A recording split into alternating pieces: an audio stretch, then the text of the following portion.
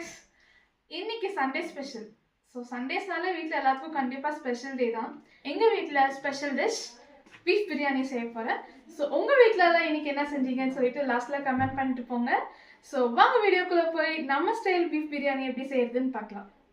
நம்ம style beef biryani செய்கிறதுக்கு என்னென்ன பொருட்கள்னு பார்த்தோன்னா, பிரியாணி செய்கிறதுக்கு முன்னாடி ஃபஸ்ட்டு நம்ம வாங்கின கறியை வேக வச்சு விட்டுலாம். 1 kg பீஃப் எடுத்துருக்கேன். ஸோ இது வேக வைக்கிறதுக்கு என்னென்ன பொருள் போடணுன்னு பார்த்துடலாம். ஸோ கைஸ், நமக்கு தேவையான கொஞ்சோண்டு புதினா பொரிச்சிக்கலாம் நம்ம கார்டன்லேருந்து. அதை பார்க்கும்போது தான் இப்போ அழகான ஒரு ரோஸ் பாருங்கள், செடிக்குள்ளே அழகாக ஒளிஞ்சிட்ருக்குது. ஸோ க்யூட்டாக இருக்குல்ல. ஆமாம். ஸோ இப்போ நம்ம புதினா பொரிச்சிட்டு வந்துடலாம். அப்படி புதினா பொரிக்க வந்தப்போ நம்ம தக்காளி பார்த்துட்டோம். அழகாக தக்காளி காய விட்டுருக்கு. இப்போ தான் காய் வந்திருக்கு. ஸோ இது இன்னும் பழுக்கணும்.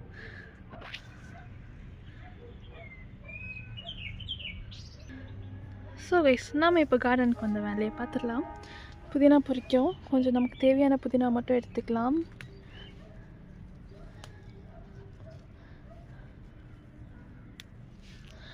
நல்லா ஃப்ரெஷ்ஷாக இருக்குது.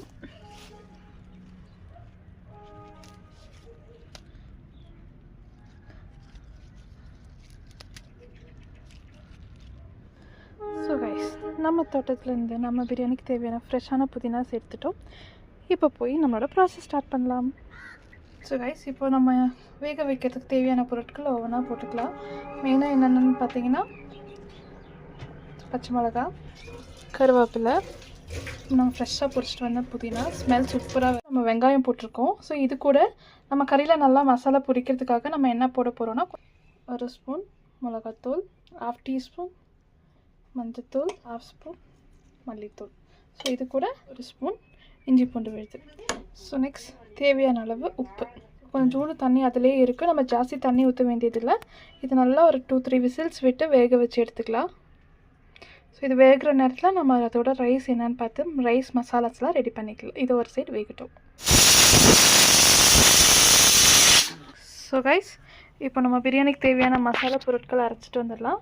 அதுக்கு என்னென்ன எடுத்துருக்கேன்னு பார்த்தீங்கன்னா, வெங்காயம், 1 வெங்காயம், 1 பச்சை மிளகா, பழுத்த மிளகா 1, காஞ்ச மிளகா, நம்ம காரத்துக்கு ஏற்ற மாதிரி மிளகா எடுத்துக்கோங்க. அது கூடவே நம்ம எடுத்து வச்சுருக்க ஸ்பைசஸ், எல்லா ஸ்பைசஸ்லேயும் கொஞ்சம் கொஞ்சம் பட்டை, கிராம்பு, ஏலக்காய், ஸ்டார், ரோஸு, கொஞ்சோண்டு சோம்பு அண்ட் பே லீவ்ஸ், இதெல்லாமே எல்லா ஸ்பைசஸ்லேயும் கொஞ்சம் கொஞ்சம் எடுத்து வச்சுக்கோங்க. ஸோ இதையும் நம்ம இப்போ கிரைண்ட் பண்ணுறதுக்கு ஆட் பண்ணிடலாம். ஸோ இது கூடவே நம்ம எடுத்து வச்சுருக்க மல்லி புதினா எடுத்து கொஞ்சம் ஒரு கையளவு 2 சேர்த்து ஒரு கையளவு எடுத்து வச்சுருக்கேன். ஸோ மல்லி புதினா கொஞ்சம் ஆட் பண்ணிக்கலாம். ஸோ இதெல்லாமே சேர்த்து ஃபைன் பேஸ்ட்டாக நம்ம கிரைண்ட் பண்ணி எடுத்துகிட்டு வந்துடலாம்.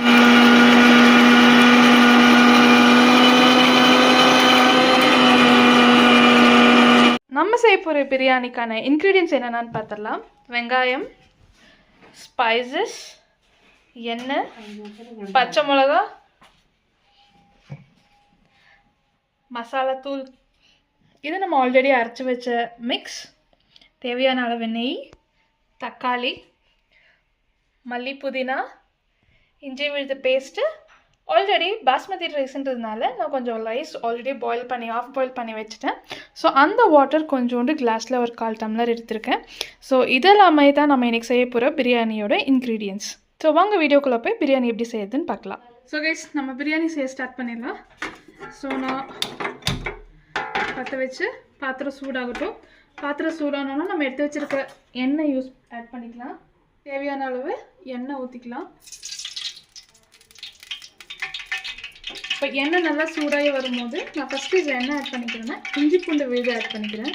அது நல்லா எண்ணெயில் முறிஞ்சு வரும்போது இதோட டேஸ்ட் நமக்கு இதோட ஃப்ளேவர்ஸ், இஞ்சி பூண்டோட ஃப்ளேவர் பிரியாணியில் நல்லா பிடிச்சிடும். ஸோ ஃபஸ்ட்டு எண்ணெய் சூடானதுக்கப்புறம் நம்ம டேரெக்டாக இதில் இஞ்சி பூண்டு விழுது ஆட் பண்ண போகிறோம். ரைஸ் இப்போ எண்ணெய் சூடாயிடுச்சு. நம்ம இதில் 1 கிலோ அரிசிக்கு நம்ம இதில் 2 ஸ்பூன் ஆஃப் இந்தியன் டேஸ்ட் விழுது யூஸ் பண்ணுறேன். சிம்மில் வச்சுக்கோங்க, இல்லைன்னா ரொம்ப கரிஞ்சிடும்.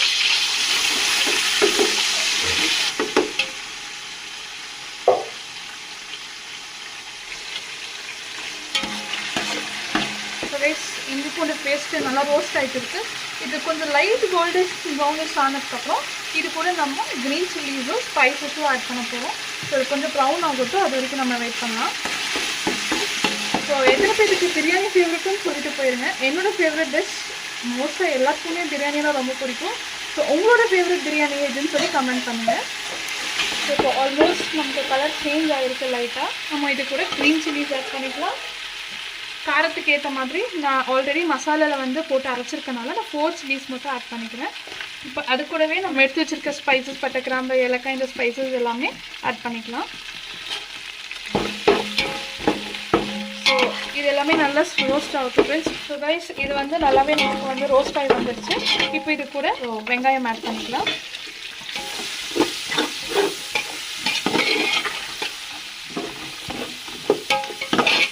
அது கூடவே நம்ம எடுத்து வச்சிருக்க புதினா,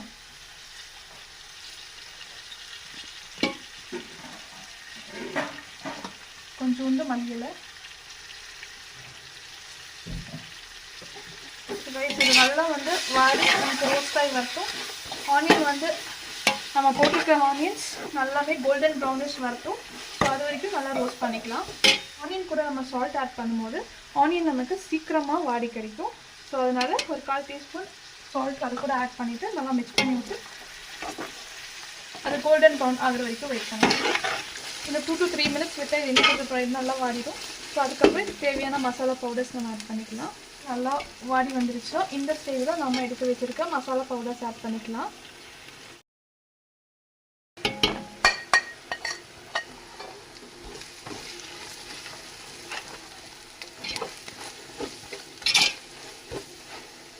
நம்ம போட்ட மசாலா வந்து ஆல்ரெடி ரோஸ்ட் ஆயிடுச்சு. இப்போ நெக்ஸ்ட் ப்ரொசீஜர் என்னன்னு பார்த்துடலாம் வாங்க.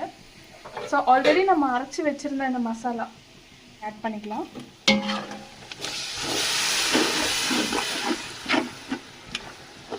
ஒரு பச்சை வாசம் போகிற வரைக்கும் நல்லா ரோஸ்ட் ஆகட்டும்.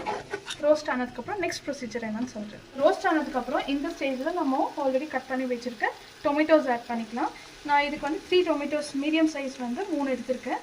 பெருசாக இருந்தால் 2 போதும், மீடியம் சைஸ் 3 எடுத்துக்கோங்க, கரெக்டாக இருக்கும். ஸோ இப்போ கட் பண்ணி வச்சுருக்க டொமேட்டோஸ் இது நல்லா ப்ரௌன் ஆனதுக்கப்புறம் ஆட் பண்ணிக்கலாம்.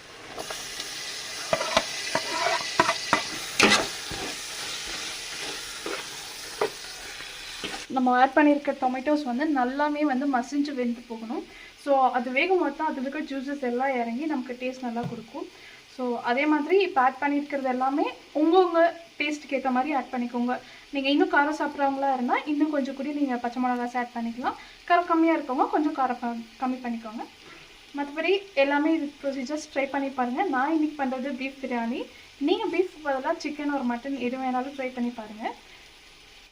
ஓகே கைஸ், நான் இப்போ வந்து ஆல்ரெடி நம்ம குக்கரில் வேக வச்சு எடுத்துருக்கோம். வேக வச்சு எடுத்தது இப்போ லைட்டாக ஒரு இந்த ஸ்டேஜ் வர வரைக்கும் நல்லா ஃப்ரை பண்ணி ஆல்ரெடி ஃப்ரை பண்ணி வச்சுருக்கேன். ஃப்ரை பண்ணி போட்டால் இன்னுமே வந்து நமக்கு டேஸ்ட்டு ஜூஸியாக வந்து நல்லாமே டேஸ்ட் நல்லாயிருக்கும். ஸோ ஆல்ரெடி ஃப்ரை பண்ணி வச்சுட்டேன். இப்போ நம்மளோட டொமேட்டோ மசாலா ரெடி ஆனதுக்கப்புறம் இந்த பீஃப் இதில் ஆட் பண்ணிக்கலாம். ஸோ கைஸ் தக்காளி வெந்துட்டுருக்கு. ஸோ இந்த டைமில் நம்ம கொஞ்சம் இந்த மல்லியலை ஆட் பண்ணிக்கலாம். 1/2 கிளாஸ் கர்ட் எடுத்து வச்சுருக்கேன்.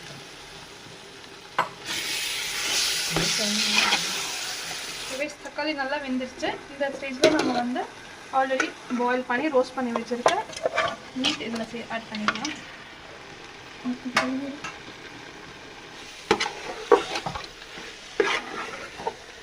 இப்போவே வந்து ரொம்ப டெம்டிங்காக இருக்குது. ஸோ எத்தனை பேருக்கு பீஃப் ஃபேவரெட்னு சொல்லி கமெண்ட் பண்ணுங்கள். ஸோ என்னோட one of the favourite dish. So இப்போவே ரொம்ப டெம்டிங்காக இருக்குது. பார்க்கலாம் பிரியாணி எப்படி வருதுன்னு பார்க்கலாம். ஸோ கைஸ் இது கொஞ்சம் நல்லா ஒரு 5 minutes நல்லா விட்டுடலாம். ஸோ மசாலாவும் மீட்டு நல்லா மிக்சர் 2 ஒன்றா ஆனதுக்கப்புறமா இதில் நம்ம ரைஸ் ஆட் பண்ணி 2 layers ரைஸ் வந்து ஆட் பண்ண போகிறோம். அதில் மீட், மேலே rice, again meet and rise வச்சு நம்ம இது கூட மீட் வேக வச்சுருந்த சூப்பும் கீ ஆட் பண்ணி இதை வந்து நம்ம தம் வைக்க போகிறோம். ஸோ அதை எப்படி வைக்கணும்னு பார்க்கலாம். ஸோ கைஸ் ஆனியன் ஃப்ரை பண்ணும்போது நம்ம சால்ட் போட்டோம், அது பத்து இருக்காது கண்டிப்பாக. ஸோ அதனால் மீட் போடுறதுக்கப்புறம் தேவையான அளவு சால்ட் ஆட் பண்ணிக்கோங்க. கொஞ்சமாக ஆட் பண்ணிக்கோங்க, ஏன்னா மீட் வேகிறதுக்கே நம்ம போட்டிருப்போம். ஸோ அதனால் இதுக்கு நமக்கு தேவையான அளவு கொஞ்சமாக பார்த்துட்டு ஆட் பண்ணிக்கோங்க.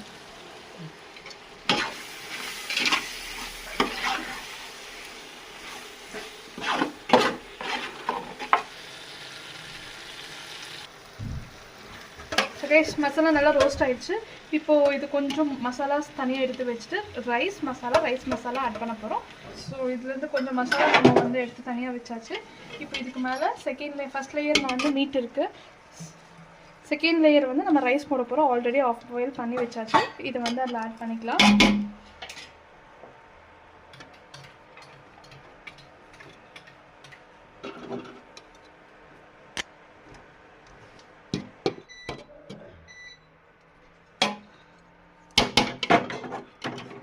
இதுக்கு மேலே கீ ஆப்ஷனல், உங்களுக்கு தேவைப்பட்டால் கீ ஆப்ஷனல்.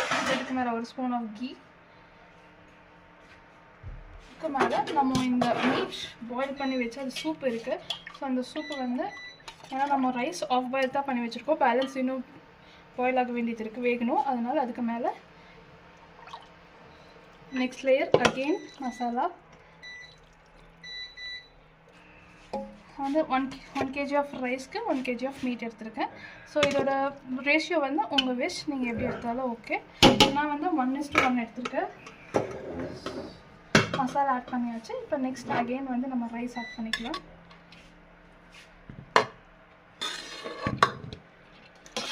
ரைஸ் பாயில் பண்ணும்போது 2 பட்டை, 2 ஏலக்காய், 2 கிராம்பு, கூட லெமன், ஒரு ஆஃப் லெமன், புதினா.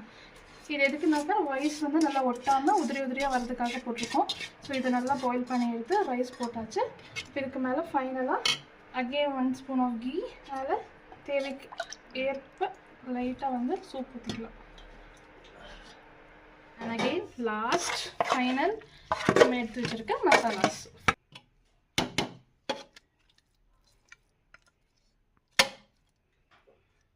ஸோ ரைஸ் எல்லாம் ஆட் பண்ணியாச்சு.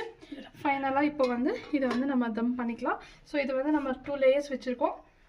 அடியில் மசாலா, ரைஸ். நீங்கள் இப்படி பண்ணால் இது வந்து நீங்கள் இப்படி லேயர்ஸாக வேணும்னாலும் ஓகே, இல்லை ஒரே 1 pot ரைஸ் வந்து மசாலா தனி ரைஸ் தனியாக இல்லாமல் ஒன்றா வச்சாலும் ஓகே, சப்பையும்.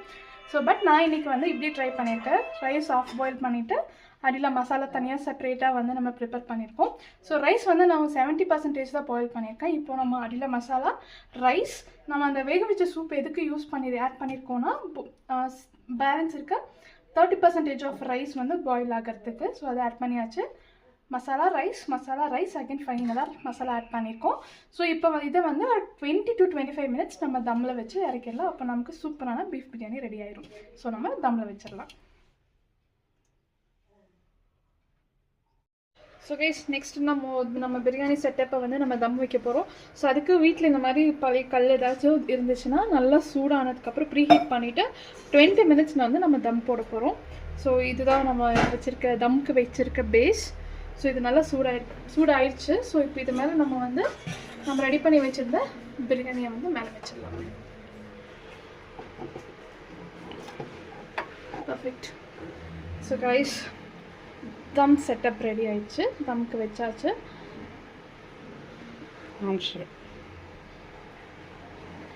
ஸோ இப்போ வந்து ஏர்டைட் போகாதபடிக்கு இதெல்லாம் பண்ணியாச்சு. ஸோ இப்போ இந்த ஸ்டேஜில் நம்ம க்ளோஸ் பண்ணி மேலே ஒரு நல்லா வெயிட் வச்சிடலாம்.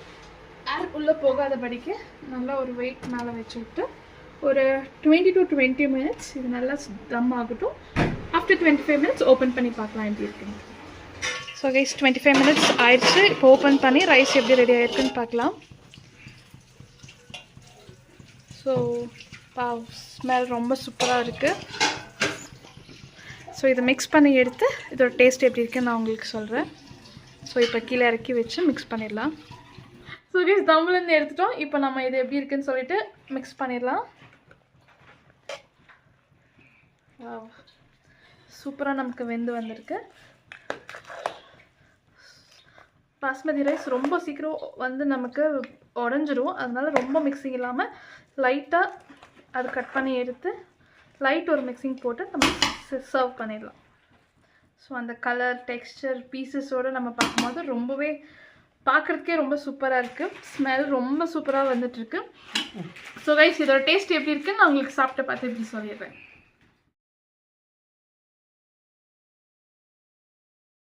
ஸோ கைஸ் பிரியாணி பக்கவாக ரெடி ஆயிடுச்சு. இப்போ நம்ம சர்வ் பண்ணி டேஸ்ட் எப்படி இருக்குன்னு பார்த்துக்கலாம். ஸோ ரொம்ப சூப்பராக வந்திருக்கு. ஸோ ரைஸ் கார்னிஷ் பண்ணுறதுக்கு ஒரு சின்ன so boiled egg. So guys biryani ready. நான் கூட வந்து பாயில்ட் எக். ஸோ இது எப்படி இருக்குன்னு சாப்பிட்டு பார்த்து உங்களுக்கு டேஸ்ட் சொல்லிடுறேன். ஒரு பீஸ் எடுத்துக்கோங்க. ரைஸ் வித் குட்டி பீஸ் ஆஃப் எக்.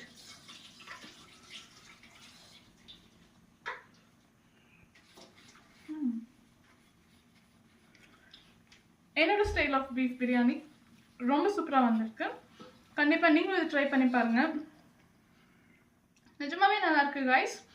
ஸோ நீங்களும் கண்டிப்பாக உங்கள் வீட்டில் இது ட்ரை பண்ணி பாருங்கள். ட்ரை பண்ணி பார்த்துட்டு எப்படி இருக்குன்னு எனக்கு கண்டிப்பாக மறக்காமல் கமெண்ட் பண்ணுங்கள். ஸோ இன்றைக்கி உங்கள் வீட்டு ஸ்பெஷல் என்னன்னு மறக்காமல் கமெண்ட் பண்ணிட்டு போங்க. ஸோ கைஸ் உங்களுக்கு இந்த வீடியோ பிடிச்சிருந்தா கண்டிப்பாக லைக் பண்ணுங்கள், ஷேர் பண்ணுங்கள், கமெண்ட் பண்ணுங்கள். So until next video, stay tuned. Bye bye. Thank you.